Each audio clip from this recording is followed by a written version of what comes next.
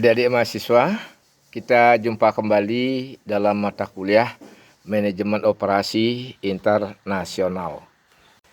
Di dalam pertemuan yang kedua kali ini, saya akan menyampaikan mengenai beberapa model operasi internasional.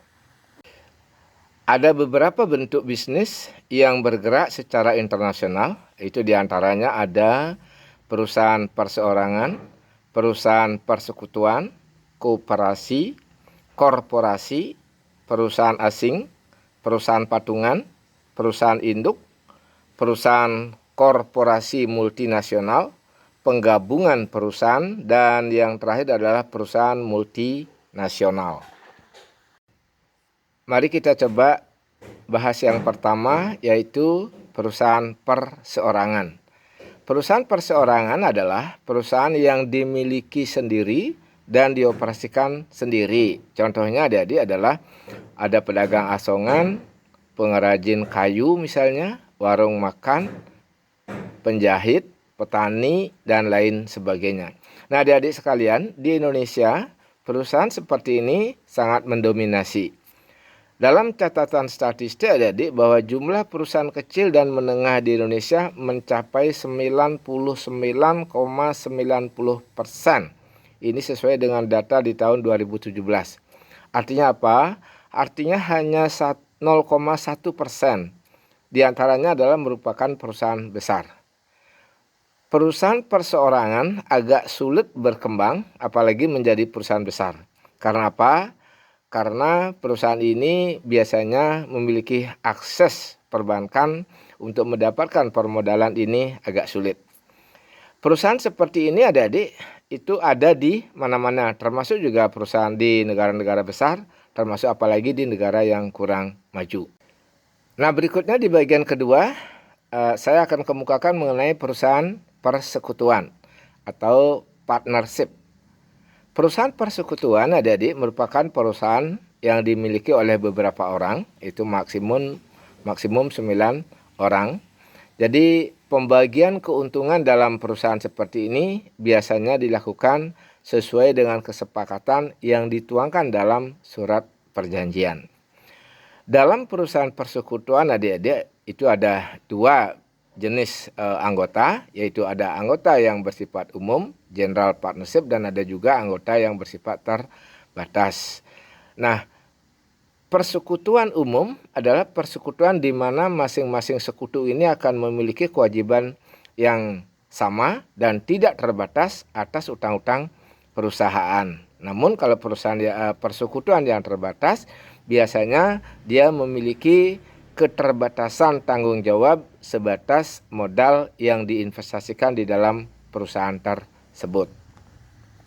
Berikutnya kita mengenal kooperatif. Jadi koperasi biasanya dibentuk untuk tujuan mengatasi permasalahan-permasalahan yang terjadi baik pada perusahaan perseorangan maupun pada perusahaan persekutuan. Seperti adanya permasalahan keuangan, permasalahan pemasaran, bahan baku, manajemen, maupun permasalahan-permasalahan yang lain. Koperasi bisa merupakan kumpulan modal, bisa juga merupakan kumpulan keahlian, atau juga bisa gabungan dari kedua-duanya. Nah, dalam koperasi seperti ini adik-adik biasanya perusahaan saling membantu dalam hal penyelesaian permasalahan yang dihadapi oleh masing-masing perusahaan, baik perseorangan maupun partnership. Berikutnya kita bicara tentang korporasi atau corporation. Nah, adik-adik sekalian, di Indonesia model perusahaan seperti ini lebih dikenal dengan sebutan perseroan terbatas atau disingkat PT, yang merupakan badan usaha yang secara hukum memisahkan antara pemilik dan kewajiban perusahaan atas utang-utang yang dimilikinya. Artinya, kewajiban perusahaan hanya terbatas pada besarnya investasi yang diserahkan ke dalam perusahaan. Model ini adalah untuk mengatasi kelemahan yang terjadi pada perusahaan perseorangan maupun perusahaan persekutuan. Model perusahaan seperti ini adik-adik lebih mampu berkembang dengan baik. Nah, kenapa demikian? Karena penghasilan daripada perusahaan ini selain dalam bentuk keuntungan, dia juga memiliki dividen sehingga lebih mudah untuk berkembang ke depannya menjadi lebih baik. Yang kelima, lalu kita bicara tentang perusahaan asing, foreign corporation. Model ini adalah model perusahaan di mana perusahaan berdiri di dalam negeri, tetapi pemiliknya atau pemegang sahamnya adalah warga negara dari negara yang lain. Biasanya adik-adik, pegawai di tingkat bawah diambil dari negara di mana perusahaan tersebut berada. Sedangkan pegawai-pegawai yang tingkat menengah ke atas itu biasanya didatangkan dari negara dari mana perusahaan itu berasal. Lalu berikutnya yang keenam adalah perusahaan patungan, joint venture. Perusahaan patungan atau joint venture adalah model perusahaan yang melakukan kerjasama dalam jangka waktu tertentu. Kerjasama dapat dilakukan antara perorangan atau antar korporasi. Kerjasama tidak selalu dilakukan untuk produk yang spesifik, tetapi dapat juga dilakukan dalam berbagai bentuk kegiatan yang lain. Berikutnya yang ketujuh adalah perusahaan induk, yang sering dikenal juga namanya holding company. Model perusahaan seperti ini adik-adik adalah di mana jika ada suatu perusahaan mengalami kesulitan keuangan, adik-adik, kemudian perusahaan tersebut menjual sebagian besar saham-sahamnya ke salah satu korporasi atau PT yang lain, maka biasanya korporasi ini menjadi pengendali perusahaan tersebut. Nah, ini yang disebut dengan holding company. Adik-adik, holding company biasanya menentukan berbagai kebijakan yang harus dilaksanakan oleh korporasi-korporasi yang berada di bawah holding company tersebut. Berikutnya yang kedelapan adalah korporasi multinasional.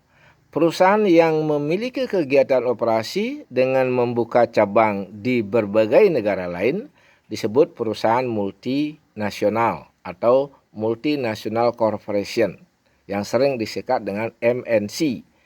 Perusahaan seperti ini membeli sumber daya alam, kemudian membuat produk atau jasa, lalu selanjutnya menjual produk tersebut ke berbagai negara.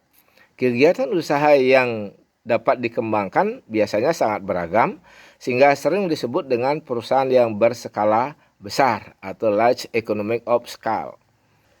Berikutnya yang kesembilan adalah penggabungan perusahaan atau sering juga dikenal dengan istilah merger.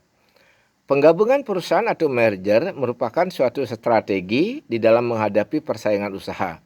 Penggabungan bisa terjadi antara dua atau lebih perusahaan sehingga menjadi lebih besar dan lebih berdaya saing di dalam menghadapi perkembangan globalisasi. Ada 3 jenis penggabungan adik-adik, yaitu yang pertama ada penggabungan secara vertikal, yaitu penggabungan perusahaan-perusahaan yang memiliki proses menghasilkan suatu produk berjenjang. Misalnya apa? Misalnya perusahaan kapas, dia bergabung dengan perusahaan pemintalan benang, kemudian bergabung dengan perusahaan tekstil, kemudian bergabung dengan perusahaan fashion atau perusahaan garment. Yang kedua adik-adik ada perusahaan yang bergabung secara horizontal, yaitu penggabungan perusahaan-perusahaan yang memiliki usaha-usaha sejenis. Dan yang terakhir adalah penggabungan secara konglomerasi, yaitu penggabungan beberapa perusahaan yang memiliki produksi beragam dan seolah-olah di antara produksi itu tidak ada kaitannya. Bagian yang terakhir adik-adik kita akan bicara mengenai business trust.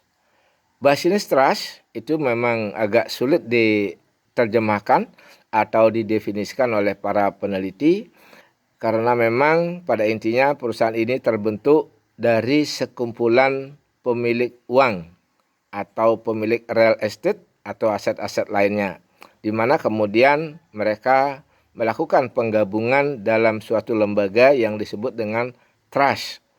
Lembaga ini dikelola oleh orang-orang yang sangat dipercaya yang disebut dengan trustee. Investor dalam hal ini mendapatkan selembar sertifikat kepesertaannya yang disebut dengan Certificate of Trust. Nah, adik-adik sekalian, bentuk perusahaan ini belum populer di Indonesia, tetapi terkenal kemunculannya di Amerika Serikat di tahun 1960. Adik-adik, dengan adanya resesi besar di tahun 1970, di mana banyak pemegang sertifikat ini mengalami kerugian, maka Business Trust kepopulerannya semakin memudar saat itu. Nah, adik-adik, dari pembahasan di atas, lalu dapat kita simpulkan bahwa apapun bentuk model operasi yang dijalankan oleh para pebisnis akan dapat disebutkan sebagai model operasi internasional jika di dalam operasinya melibatkan pihak-pihak luar negeri atau pihak-pihak internasional. Misalkan dalam hal penggunaan material, sumber daya manusia, teknologi informasi, pemasaran, dan lain sebagainya. Ada keterlibatan pihak asing atau luar negeri di dalam hal-hal tersebut. Nah, adik-adik, model-model operasi seperti ini dapat digolongkan sebagai model operasi internasional. Baik, adik-adik sekalian, demikian tadi sudah disampaikan mengenai model-model operasi internasional.